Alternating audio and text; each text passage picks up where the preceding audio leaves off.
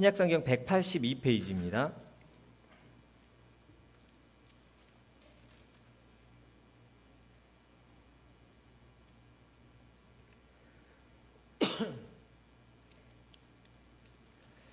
함께 읽도록 하겠습니다. 28절부터 30절까지입니다. 한 목소리로 읽겠습니다.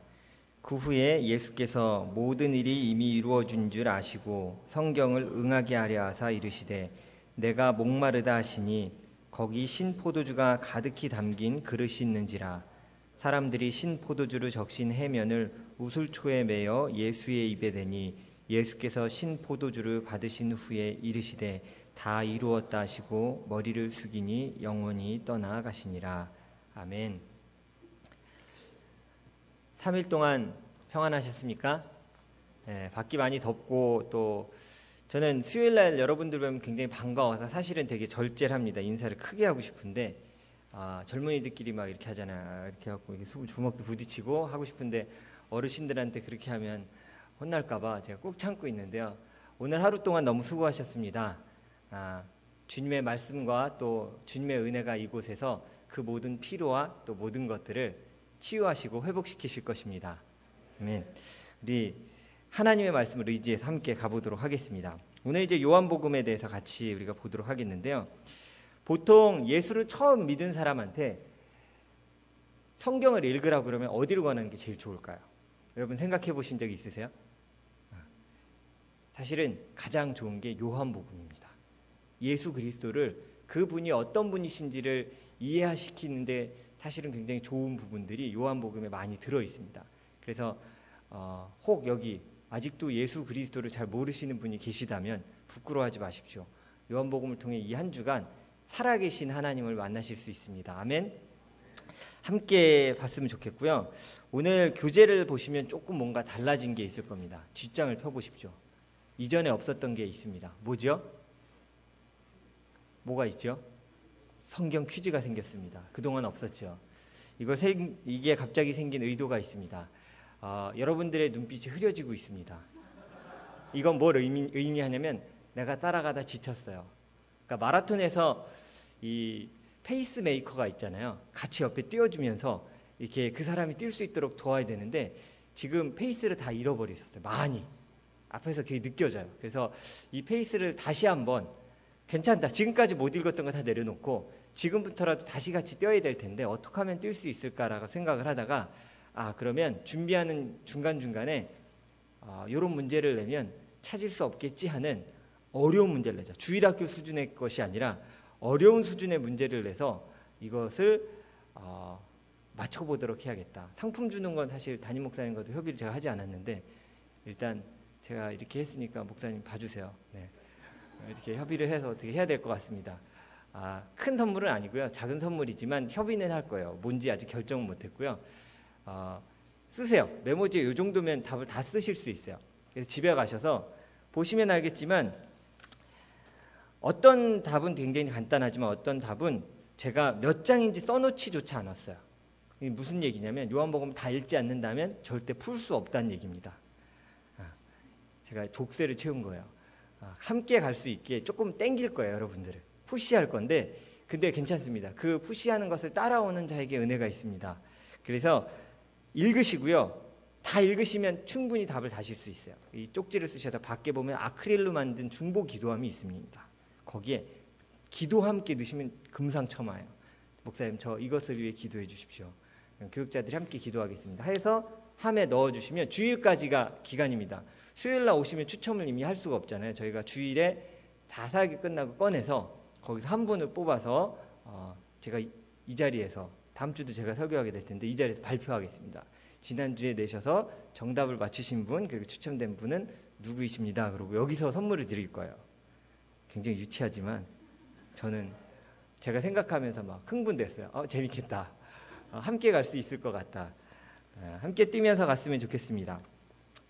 요한복음은 다른 성경들과 조금 다른 특징이 있습니다. 뭐냐면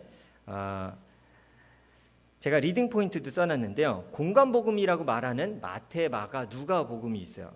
그것과 조금 다른 시선을 가지고 하나님에 대해 예수님에 대해서 말하고 있습니다.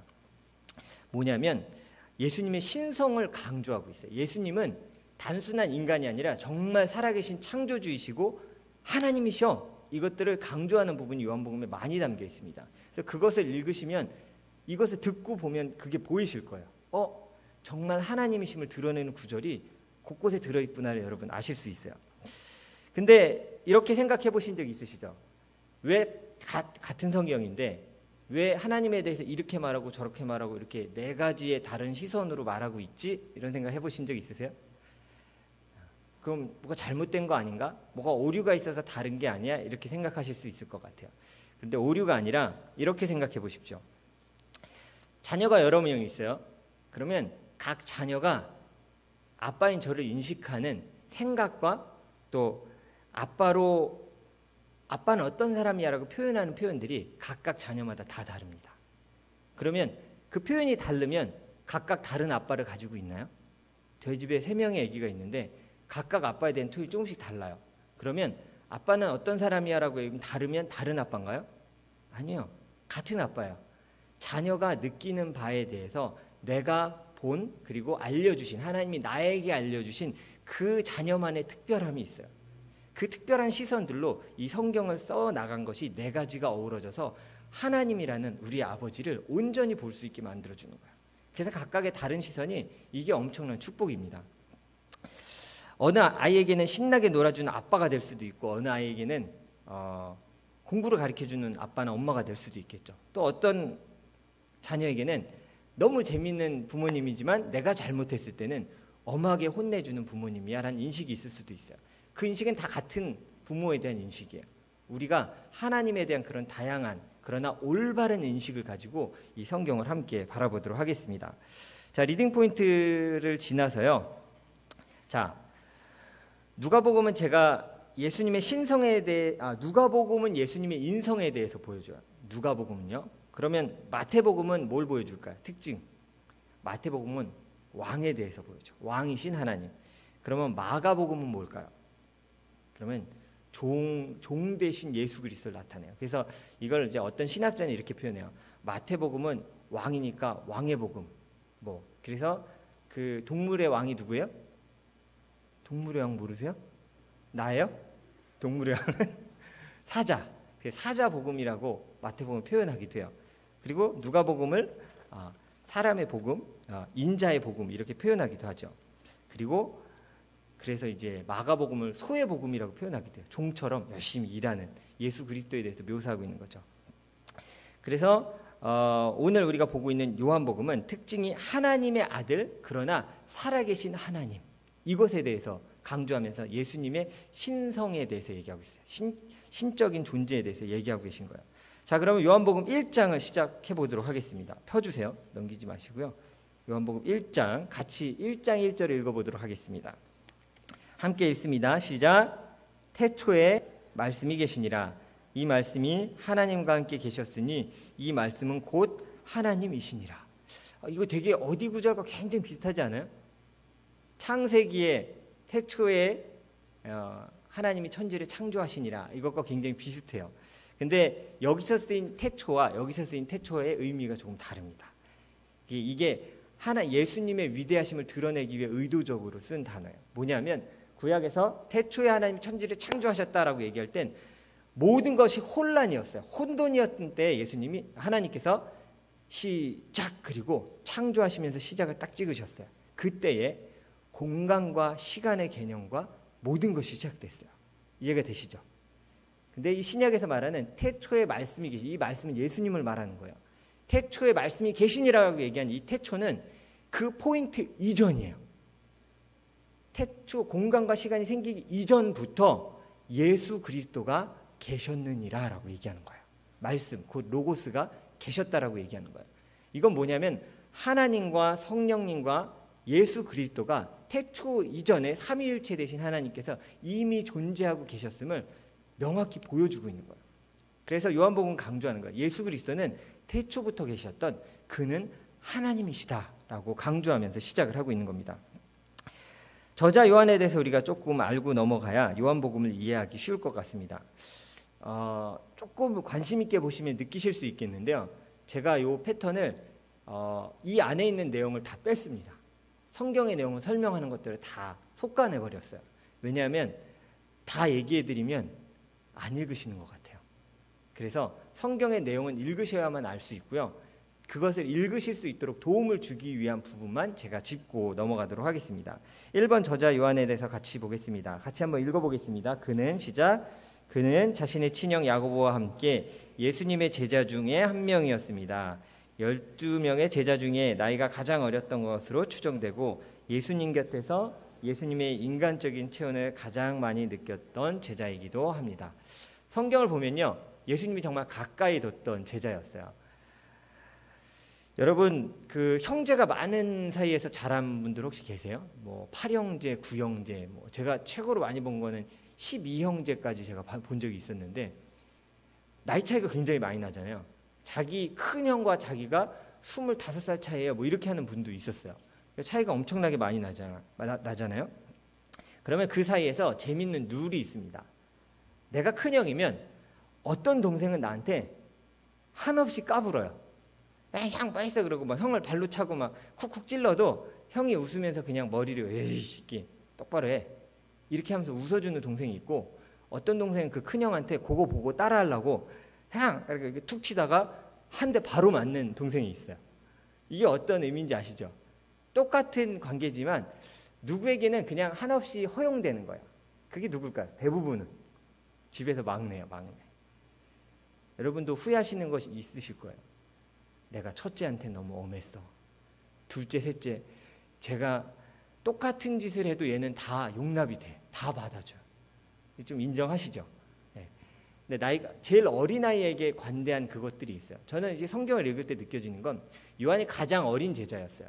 아, 그랬기 때문에 예수님이 이렇게 앉아 계실 때, 식사하실 때, 여러분 밥 먹을 때 옆에 누가 이렇게 기대고 붙으면 좋아요? 저도 제 자녀가 붙으면 하지마 이러거든요. 하지마 더 붙지마 이러거든요. 근데 그 더운 사막 지역에서 예수님이 식사하실 때 성경을 보면 품에 안겨있는 제자가 있었어요. 징그러, 그죠? 그게 나이가 많은 제자였으면 불가능했을 거라는 생각을 해봐요.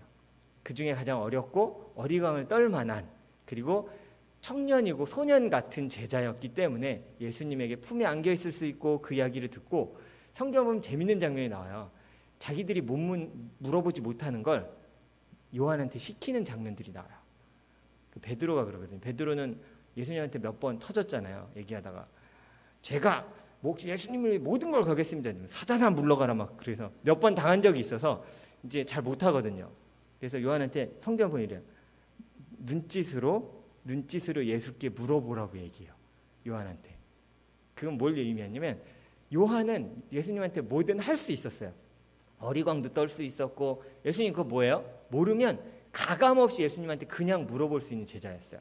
그 얘기해드리면 아 그렇구나, 그리고 예수님 멋져요, 뭐 이렇게 얘기할 수 있는 아주 친근한 제자였던 거죠. 성경은 그대로 표현하기를 뭐라고 얘기하냐면 예수가 사랑하시던 제자 이렇게 표현해요. 요한은 이런 표현 굉장히 듣고 싶지 않아요?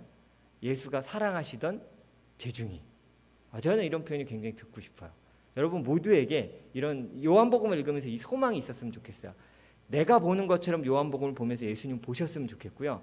그것을 통해 내가 사랑하는 누구라는 것들을 스스로에게 말씀하실 수 있는 시간이었으면 좋겠습니다. 자, 그런 사랑을 받았는데 어머니의 치맛바람이 일어나는 사건이 발생을 하죠. 다 아시겠지만 야고보, 친형인 야고보와 요한, 예수님이 항상 데리고 다녔던 제자들이 있었어요. 누구죠? 3명.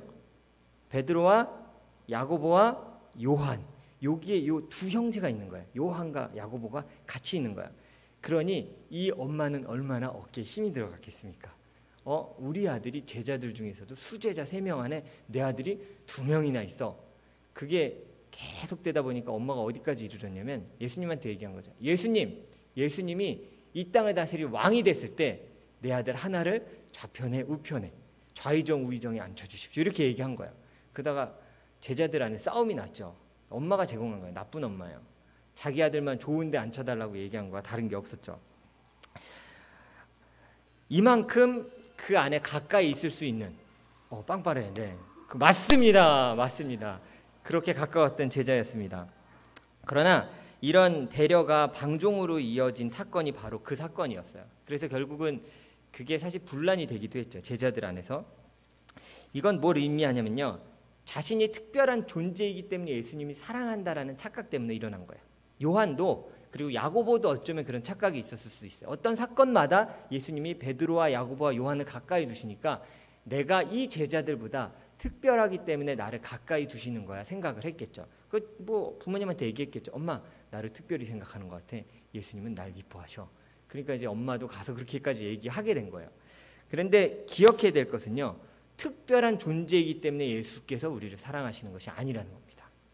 그건 우리가 아무것도 하지 않았지만 예수님께서 주신 그게 은혜예요. 우린 한 게 없어요. 그냥 예수님이 잡아 그리고 손을 내밀어 주신 거예요. 우리는 그냥 그걸 잡는 것뿐입니다. 그 은혜에 반응하는 것이죠.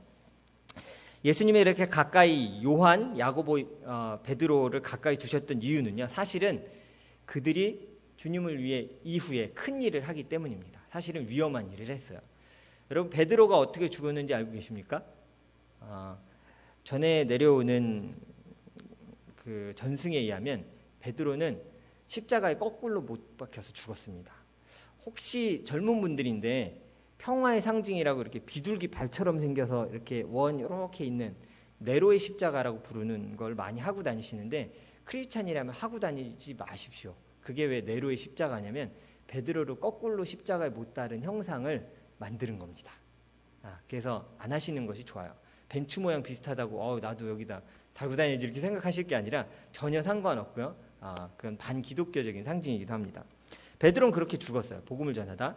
야고보는 제자 중에 가장 첫 번째로 순교한 제자 같아요. 복음의 씨앗이 됐죠. 여러분 알고 계시죠? 군인들이 전투하다가 순간적으로 가장 전투력이 폭발하는 때가 있습니다. 언제일까요?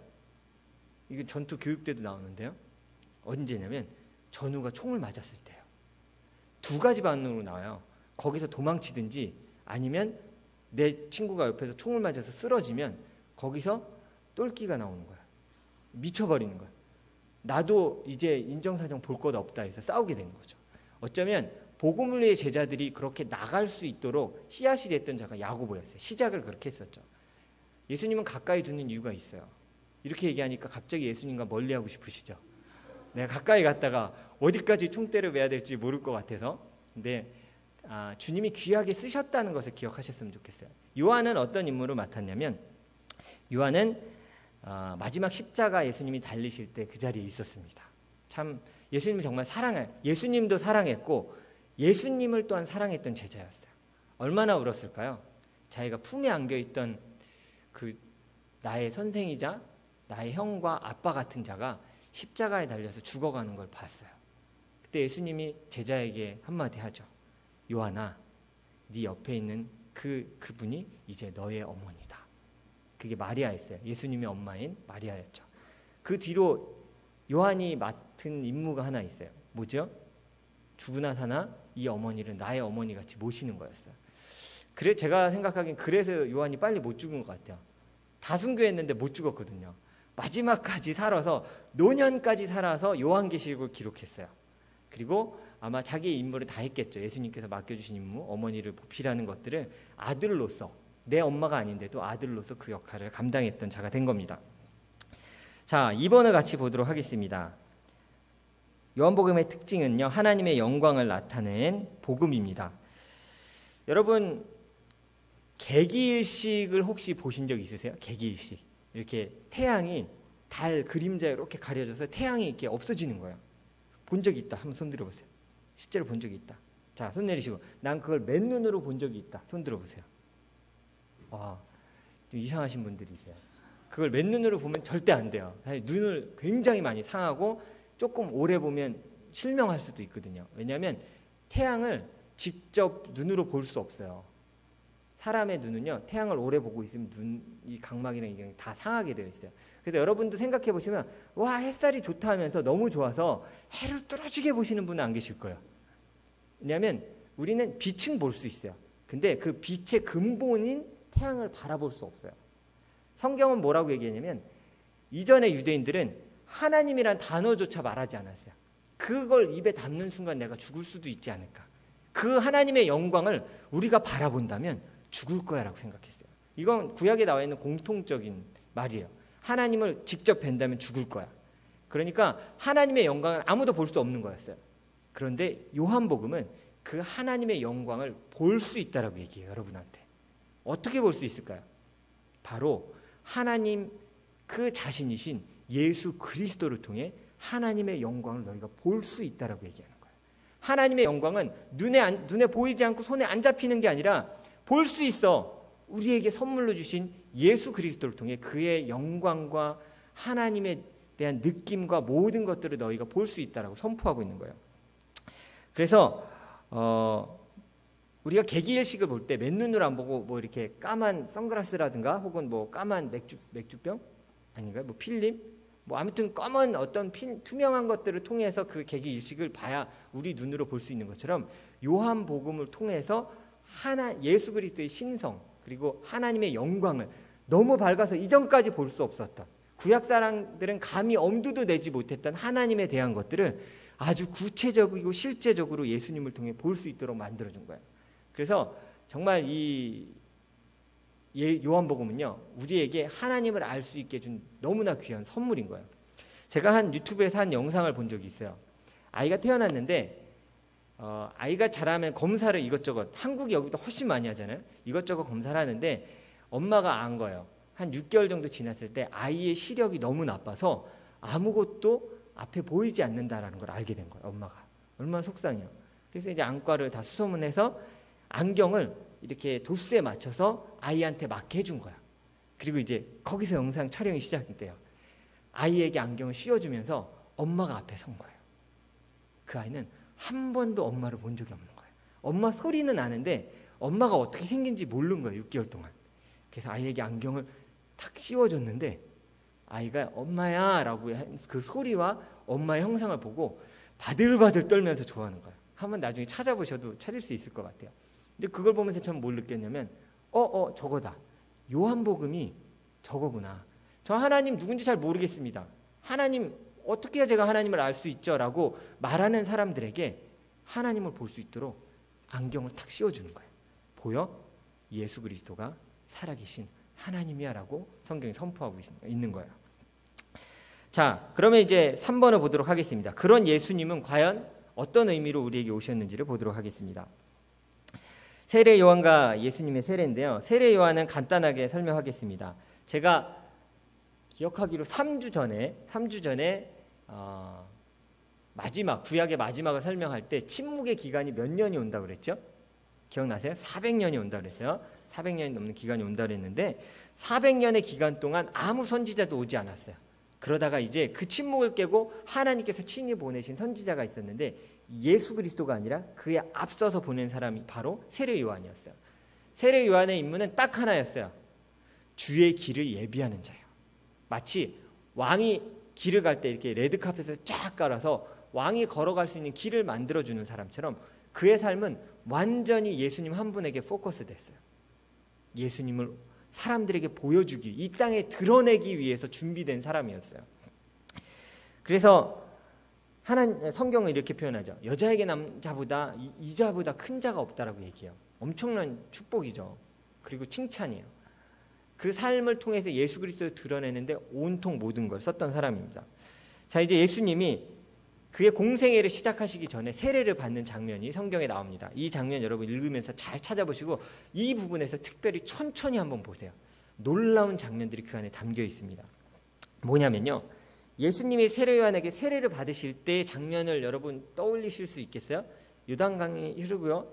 예수님이 세례를 받고 걸어 나오시는데 성경 뭐라고 표현하냐면 하늘이 열리고, 그렇죠? 하늘이 열리고 하나님의 음성이 들리면서 성령이 뭐같이 내렸다고요? 푸드덕푸덕, 네.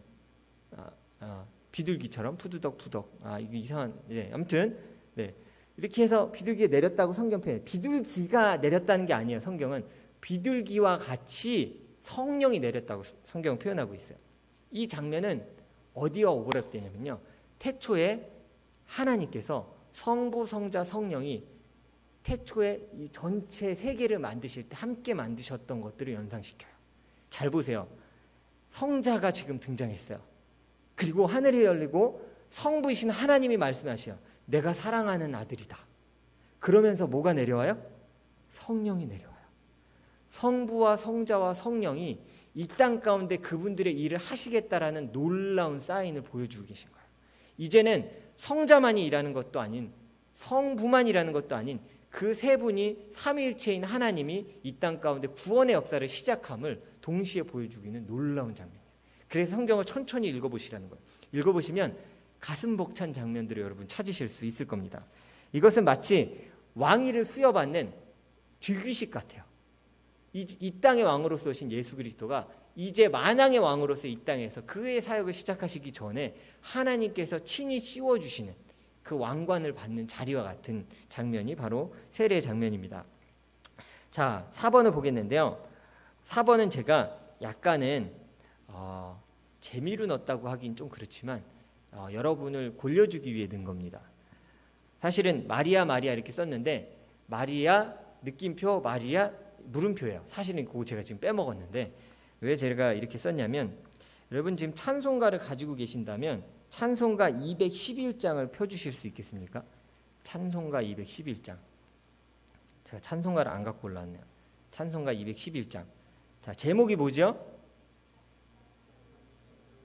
자, 큰 소리로 시작. 자, 그러면 1절만 같이 불러볼까요? 시작. 아니, 하지 마세요. 하지 마세요. 깜짝이야. 하지 마시고요. 가사만 읽어주세요. 시작. 값비싼. 자, 누가 드렸다고 지금 얘기하고 있죠? 막달라 마리아가 드렸다고 얘기하고 있는데 여러분 잘 찾아보세요. 막달라 마리아는 드리지 않았습니다.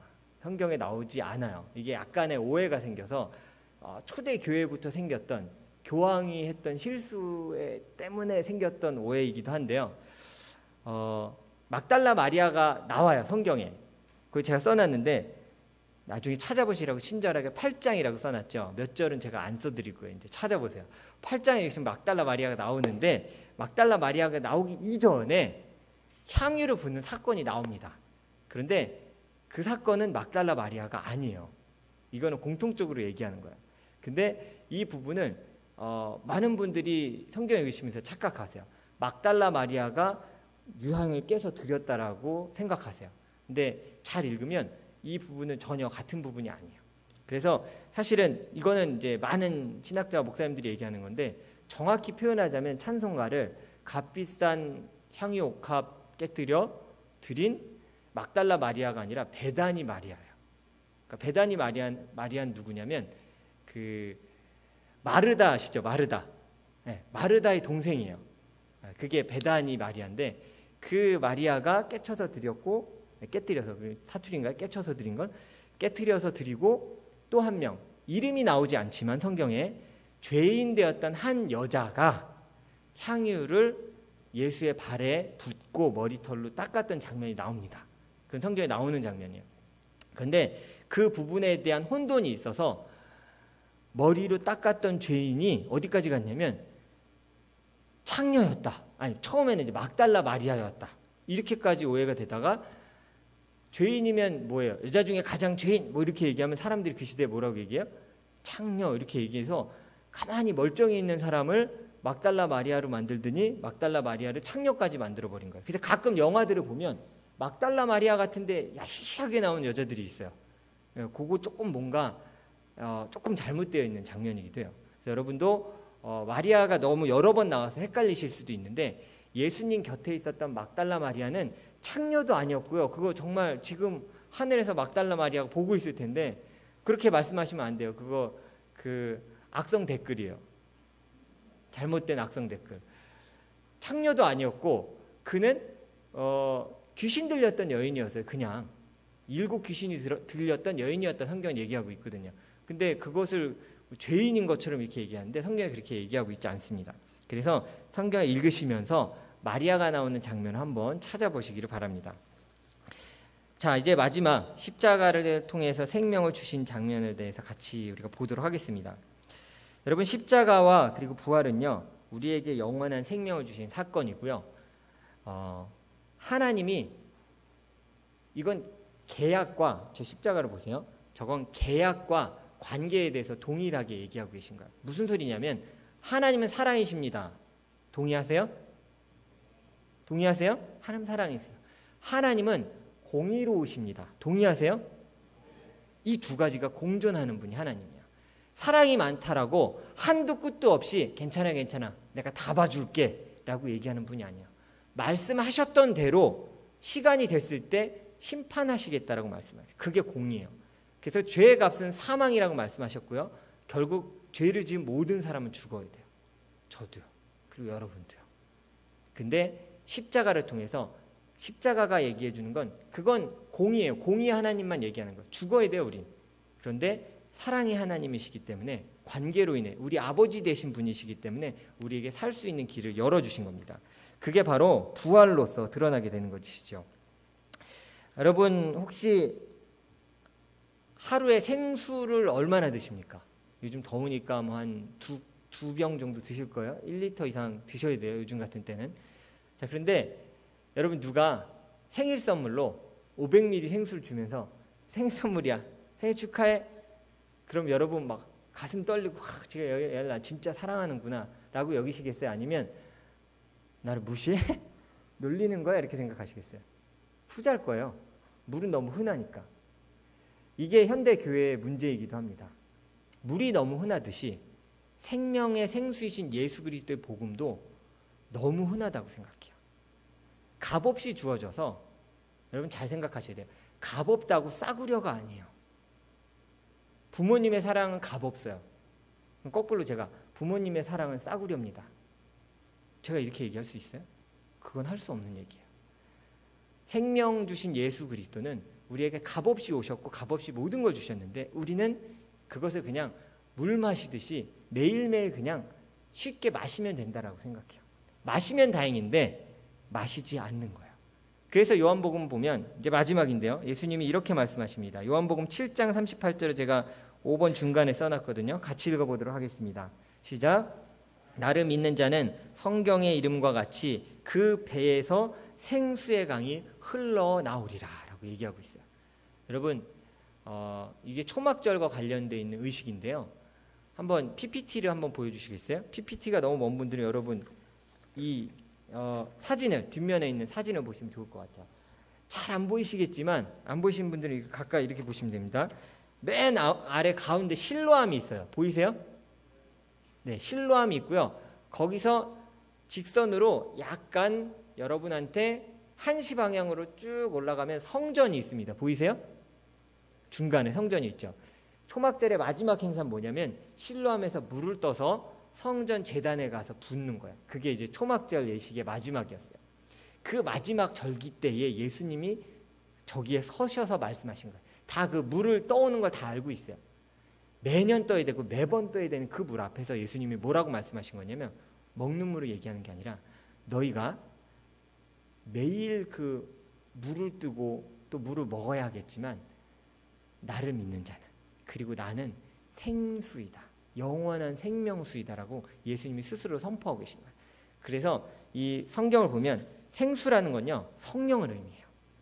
예수 그리스도를 믿는 자가 매일매일 갈급한 게 아니라 매일매일 주신 성령을 통해 살아감을 얘기하고 있는 거예요. 우리가 매일 물을 마시듯이 그리스도인은요. 너무 당연하게 물을 마시듯이 예수 그리스도와 함께하고 성령이 주시는 그 은혜를 통해서 그분이 주신 힘을 통해서 매일매일 물을 마시며 살아가는 자예요. 우린 매일 마셔서 소중하다고 생각하지 않지만 3일만 그 물이 끊어지면 사람은 죽습니다. 여러분 우리는 살아있어야 합니다. 그리고 그리스도인으로서 매일매일 그 생명의 생명수를 마시며 살아가야 합니다. 그게 바로 예수 그리스도이며 그 예수 그리스도가 살아계신 하나님이라고 요한복음 얘기하는 거예요. 그 영광을 요한복음은 보여주고 있는 겁니다. 끝났습니다. 이제 여러분이 하셔야 될 건 뭐냐면 저는 툴만 여러분들에게 지금 던져드렸어요. 도구만 던져드린 거예요. 여러분들이 이번 한 주간 포기하셨다면 다시 도전하십시오. 강력하게 제가 권면합니다. 여러분은 예수 그리스도가 아니고는 한순간도 살아갈 수 없는 사람입니다. 그러기에 그 예수 그리스도를 온전히 보여주시고 예수 그리스도를 통해 하나님을 보여주시는 그 요한복음을 이번 주에 읽으심을 통해서 여러분들 삶 안에 회복이 있으셨으면 좋겠습니다. 그리고 그 영광이 여러분의 눈에 보여졌으면 좋겠어요. 저는 하나님 못 봐요. 하나님 너무 멀리 계시잖아요가 아니라 마치 이전에 볼 수 없었는데 안경을 썼던 아이처럼 이전에 하나님을 올바로 알지 못했는데 하나님이 어떤 분인지 알 것 같아요. 그렇게 고백할 수 있는 그 사건들이 요한복음을 읽음을 통해 여러분들에게 일어나시기를 간절히 축원합니다.